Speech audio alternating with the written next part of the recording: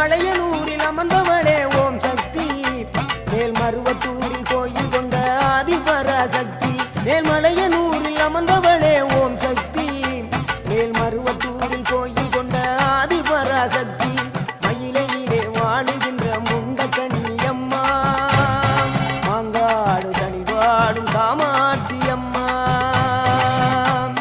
மயிலையிலே வாழுகின்ற முண்ட கண்ணியம்மா